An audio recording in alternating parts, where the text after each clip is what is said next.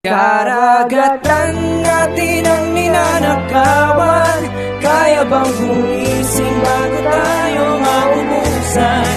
Karapatan natin ay ipaglalaban.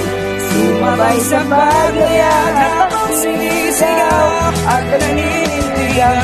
Atin ito, atin ito, atin ito.